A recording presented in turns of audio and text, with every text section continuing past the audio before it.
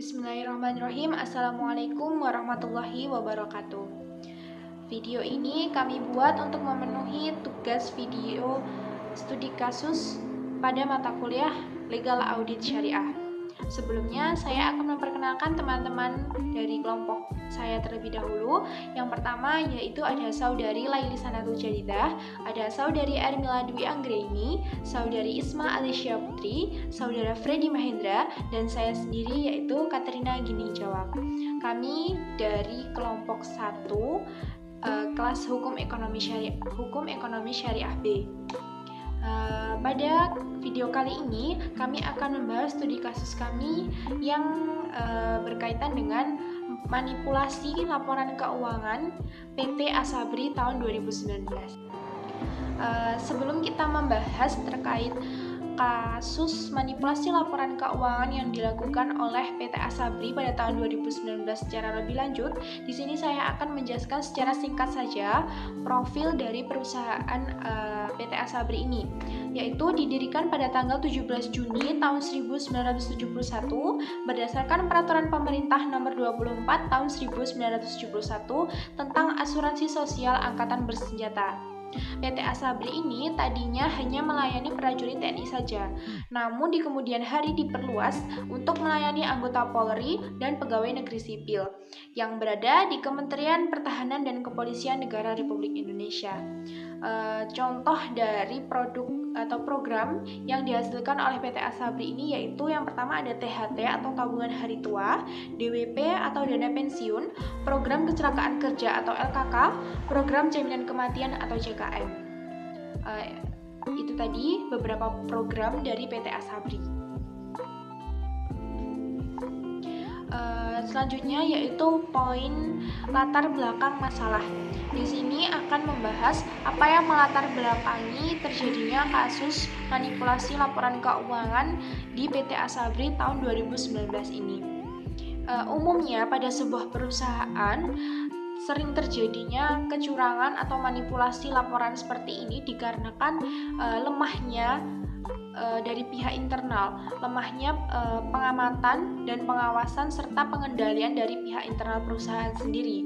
Selain itu, para karyawannya ini juga tidak mematuhi SOP dari perusahaannya.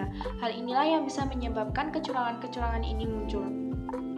Namun, dari PT Asabri ini diawali oleh keserakahan, yaitu para pelaku ini tidak puas dengan kekayaan yang mereka miliki. Selain itu, mereka juga memiliki kesempatan yang dikarenakan perusahaan ini tadi pengendaliannya sangat lemah. Selain itu, PT Asabri ini juga bekerja sama dengan pihak eksternal, yang dimana ini bisa menambah tingkat kecurangan dari para pelaku dari internal maupun dari eksternal untuk mengambil keuntungan bagi pribadi mereka sendiri. Sehingga kasus manipulasi laporan keuangan ini bisa terjadi antara pejabat yang atau petinggi-petinggi yang ada di PT Asabri dan dari pihak eksternal.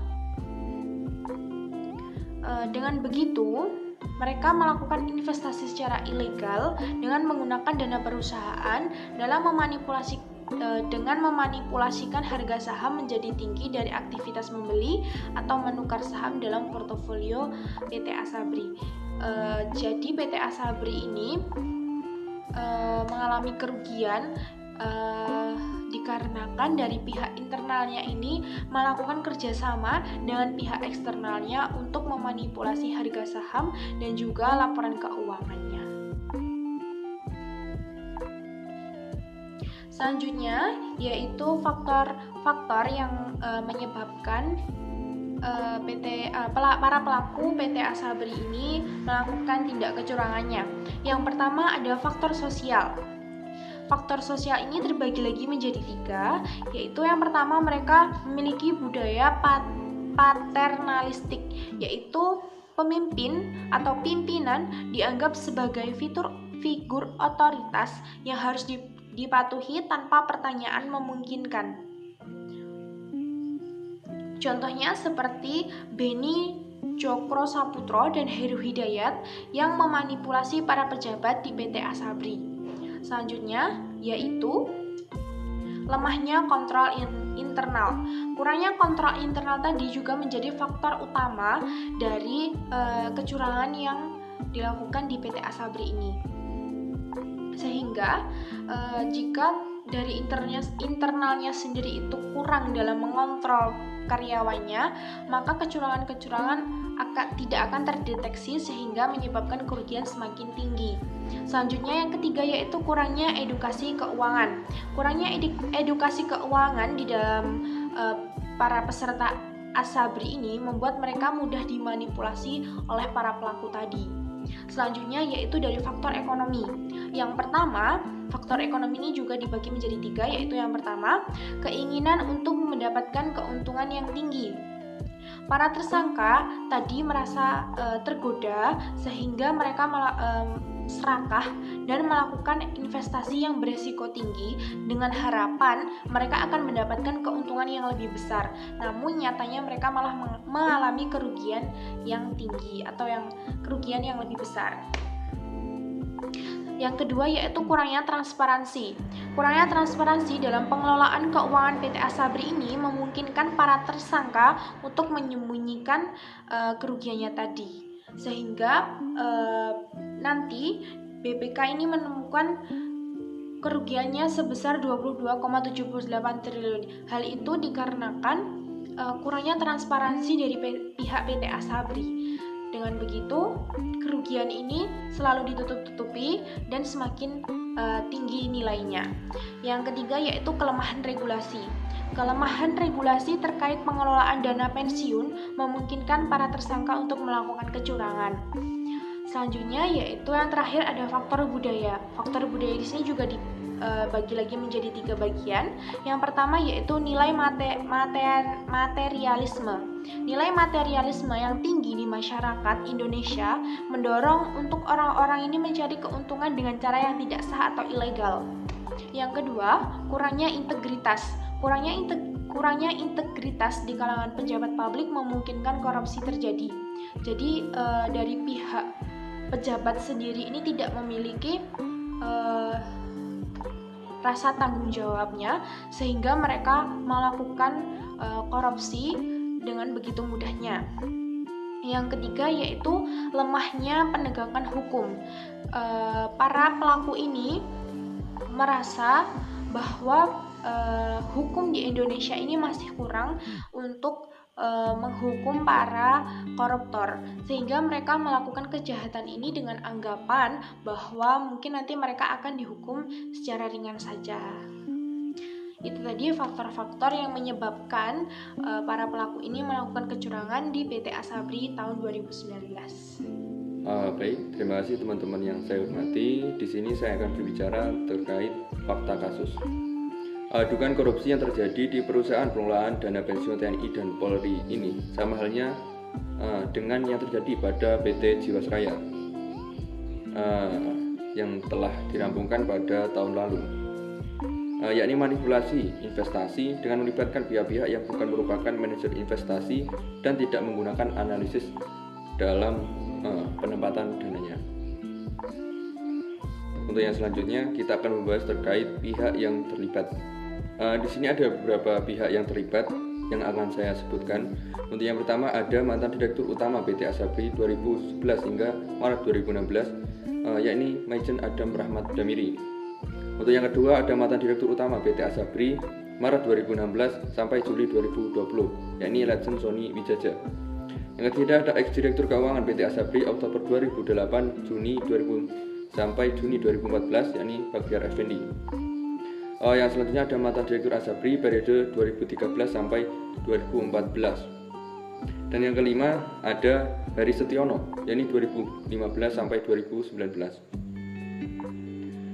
Yang keenam ada Kepala Divisi Investasi PT Asabri, yakni Juli 2012 hingga Januari 2017, yakni Bapak Ilham Siregar.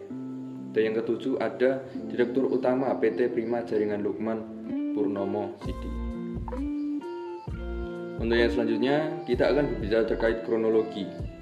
Jadi pada tahun 2012 hingga 2019 Direktur Utama Direktur Investasi dan Direktur Keuangan serta Kadif Investasi Asabri bersepakat dengan pihak di luar Asabri yang bukan merupakan konsultan investasi ataupun manajer investasi, yaitu Heru Hidayat, Beni Sokro Saputro, dan Lukman Purnomo Sidi, membeli atau menukar saham dalam portofolio Asabri dengan saham-saham milik Heru Hidayat, Beni Sokro Saputro, dan Lukman dengan harga yang telah dimanipulasi menjadi tinggi dengan tujuan agar kinerja portofolio Asabri terlihat seolah-olah baik. Padahal pada prakteknya karena ada manipulasi tersebut, PT Asabri sangat dirugikan. Nah, jadi untuk yang selanjutnya kita akan bicarakan terkait masalah utama.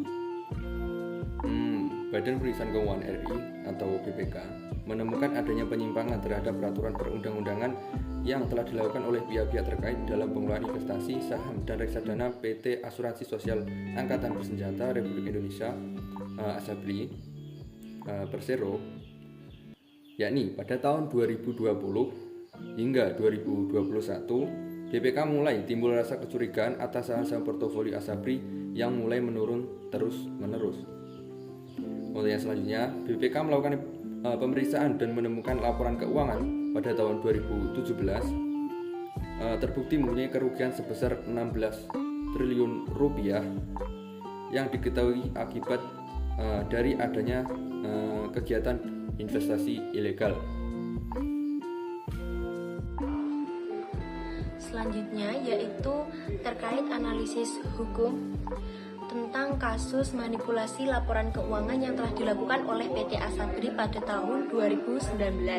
Hukum atau regulasi yang dapat mempengaruhi pada kasus ini salah satunya yaitu dapat dilihat pada Undang-Undang Nomor 15 Tahun 2002 tentang tindak pidana korupsi atau Tipikor, yang menjadi dasar penjeratan para pelaku manipulasi termasuk direksi, komisaris, dan pihak eksternal yang terlibat.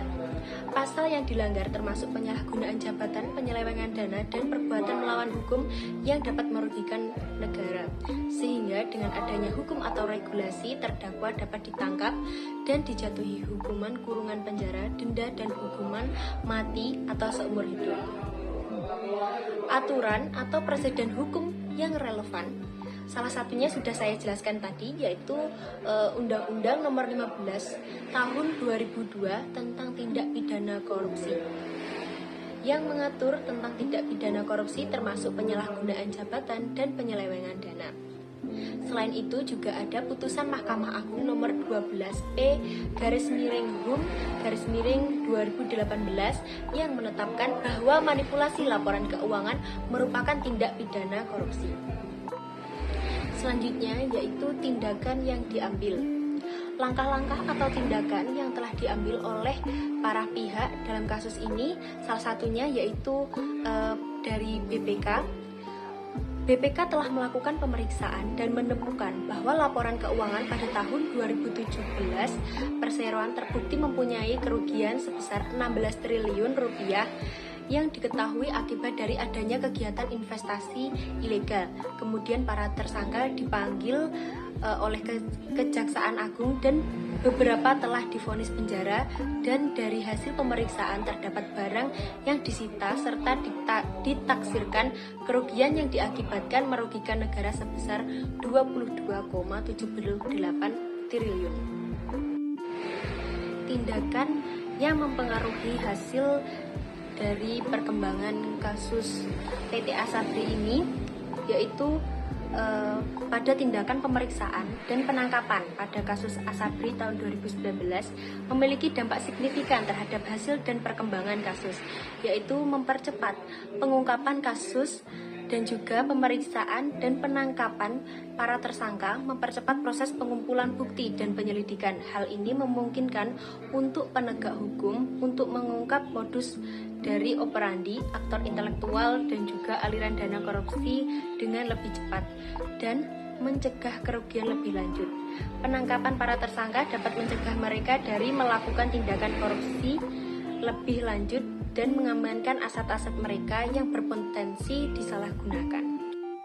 Selanjutnya, mengenai analisis dampak dari keputusan kasus fraud yang diambil terhadap pihak-pihak yang terlibat dalam kasus ini menyebabkan kerugian besar terhadap negara Indonesia, yaitu terjadi kerugian sebesar 22,78 triliun rupiah, di mana dilihat dari aktivitas fraud investasi secara ilegalnya, hal itu dapat menyebabkan pihak-pihak ketiga itu kehilangan haknya.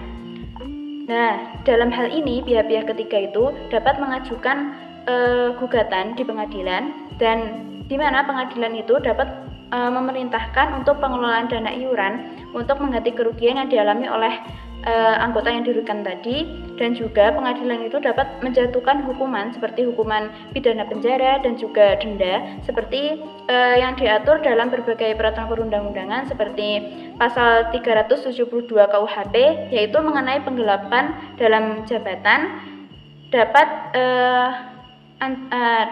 dengan ancaman hukuman penjara maksimal 12 tahun dan denda maksimal 50 juta, dan juga ada yang diatur dalam pasal 374 KUHP, pasal 387 KUHP, dan juga Undang-Undang Nomor 31 Tahun 2019 tentang pemberantasan tindak pidana korupsi. Selanjutnya, dalam hal ini itu juga dapat menimbulkan dampak yang signifikan terhadap komunitas dan industri. Dalam komunitas sendiri, hal ini itu dapat menyebabkan dampak yang sangat signifikan, yaitu seperti kehilangan kepercayaan terhadap pengelolaan dana pensiun mereka dan juga kerugian finansial. Sedangkan dampak terhadap industri yang terjadi itu mungkin dapat mencoreng reputasi industri asuransi, dan juga dari kasus ini itu dapat menyebabkan menurunnya kepercayaan masyarakat terhadap produk dan layanan fraud sendiri. Evaluasi dan kritik mengenai kekuatan dan kelemahan dari tindakan yang diambil dari aspek hukum, yaitu tindakan hukum yang diambil dalam kasus fraud PT Asabri yang mengakibatkan kerugian negara sebesar 22,78 triliun rupiah itu memiliki kekuatan dan kelemahan. Kekuatan utamanya terletak pada komitmen penegak hukum untuk menyelesaikan kasus ini, seperti tindakan tegas dalam menangkap dan menahan tersangka itu menunjukkan komitmen penegak hukum untuk menyelesaikan kasus ini, dan juga kekuatan utamanya terletak pada upaya pemulihan aset yang dilakukan untuk meminimalisir terjadinya kerugian negara. Sedangkan untuk kelemahannya sendiri itu yang mungkin terjadi seperti proses peradilan yang mungkin lambat, kemungkinan terjadinya intervensi, dan juga nasib korban fraud yang kehilangan haknya atas dana pensiun itu belum sepenuhnya tuntas. Kemudian mengenai solusi yang efektif untuk mengatasi kasus fraud, di mana dapat dikatakan bahwa kasus fraud PT Asabri itu merupakan contoh nyata dari bahaya fraud dan dampaknya itu yang signifikan terhadap negara dan masyarakat. Solusi yang efektif untuk mengatasi kasus ini itu harus komprehensif dan juga berkelanjutan. Seperti halnya itu harus ada pencegahan fraud yang lebih kuat, penegakan hukum yang lebih keras, pemulihan aset yang efisien, reformasi sistematik, dan juga peningkatan kerjasama antar lembaga. Selanjutnya saya akan membahas mengenai implikasi syariah dalam kasus PT Asabri. Nah, untuk yang pertama yaitu bagaimana perspektif hukum syariah diterapkan atau tidak diterapkan dalam kasus ini. Dalam kasus Asabri ini terdapat indikasi bahwasannya hukum syariah tidak diterapkan dengan baik. Di antaranya yaitu yang pertama, terdapat investasi pada instrumen yang mengandung riba. Yang kedua, kurangnya transparansi dan akuntabilitas sehingga membuka peluang terjadinya korupsi. Dan yang ketiga yaitu para pengelola dana Asabri terbukti menyalahgunakan amanah dengan melakukan korupsi. Selanjutnya yaitu yang kedua akan membahas mengenai apakah tindakan atau keputusan di PT Asabri ini sesuai dengan prinsip syariah atau tidak. Nah, berdasarkan analisis legal audit syariah ditemukan beberapa pelanggaran prinsip syariah, yaitu yang pertama terdapat pelanggaran prinsip amanah, yaitu terdapat pelanggaran prinsip amanah di mana para pengelola dana melakukan korupsi dan investasi yang beresiko sehingga merugikan negara. Yang kedua yaitu melanggar prinsip larangan riba. Terdapat indikasi bahwasanya praktik riba dalam beberapa transaksi investasi seperti pembelian saham dengan harga yang tidak sesuai. Yang ketiga yaitu prinsip larangan horor atau ketidakpastian. Yang keempat yaitu prinsip ketransparansi dan keterbukaan. Terdapat kerahasiaan dan ketidakterbukaan dalam pengelolaan dana. Dan yang terakhir yaitu pelanggar prinsip keadilan dan kesetaraan. Terdapat indikasi bahwa beberapa pihak mendapatkan keuntungan yang tidak semestinya, sehingga merugikan pihak lainnya. Berdasarkan analisis legal audit syariah tersebut dapat disimpulkan bahwa tindakan dan keputusan yang diambil dalam PT kasus Asabri ini banyak yang melanggar prinsip syariah. Hal ini menunjukkan bahwa pengelolaan keuangan PT Asabri tidak dilakukan dengan baik dan sesuai dengan syariat Islam. Oleh karena itu, diperlukan upaya serius untuk memperbaiki sistem dan tata kelola PT Asabri agar sesuai dengan syariat Islam. Upaya tersebut harus dilakukan dengan melibatkan berbagai pihak terkait. Yang terakhir yaitu mengenai kesimpulan dan rekomendasi. Untuk yang pertama yaitu mengenai kesimpulan dari kasus Asabri ini. Nah, kasus korupsi PT Asabri merupakan salah satu skandal keuangan terbesar di Indonesia yang merugikan negara hingga 22,6 triliun. Berbagai pihak terlibat dalam kasus ini, mulai dari pejabat tinggi Asabri, pengusaha hingga pihak swasta. PT Asabri yang terbukti telah melakukan tindakan fraud berupa korupsi, melakukan kesepakatan transaksi saham investasi, melakukan tindakan fraud berupa korupsi melalui transaksi saham investasi dan reksa dana yang ilegal, manipulasi data laporan keuangan yang menguntungkan pihak luar perusahaan. Tindakan ini melibatkan 9 tersangka atas dakwaan yang dilakukan dan diperkirakan telah menyebabkan kerugian bagi negara yang telah diketahui oleh pihak BPK. Nah, dampak kasus ini adalah mencuri nama baik BUMN, institusi TNI atau Polri, merugikan jutaan prajurit TNI, anggota Polri dan PNS beserta menurunkan kepercayaan politik terhadap sistem pengelolaan keuangan negara. Diharapkan dengan adanya salah satu kasus ini, setiap perusahaan dapat menerapkan pengendalian internal yang dalam mengontrol dan mengendalikan kinerja karyawan maupun perusahaan, melakukan optimalisasi bisnis dan efisiensi biaya melalui sinergi kluster asuransi BUMN. Pentingnya memperkuat tata kelola perusahaan yang baik di BUMN, diperlukan pengawasan yang lebih ketat terhadap pengelolaan dana publik, dan peningkatan transparansi dan akuntabilitas dalam pengelolaan keuangan negara. Selanjutnya yaitu mengenai rekomendasi dalam kebijakan di masa depan berdasarkan analisis kasus ini, yaitu yang pertama penguatan regulasi dengan syarat perlu dilakukannya penguatan regulasi yang mengatur pengelolaan dana publik dengan prinsip syariah. Yang kedua yaitu meningkatkan pengawasan berupa pengawasan terhadap pengelolaan dana publik perlu diperketat untuk mencegah terjadinya penyimpangan. Dan terakhir yaitu mengenai peningkatan edukasi. Perlu dilakukan edukasi kepada para pengelola dana publik tentang prinsip-prinsip syariah dan bahaya korupsi. Sekian presentasi dari kelompok kami. Bila ada kurang lebihnya mohon maaf.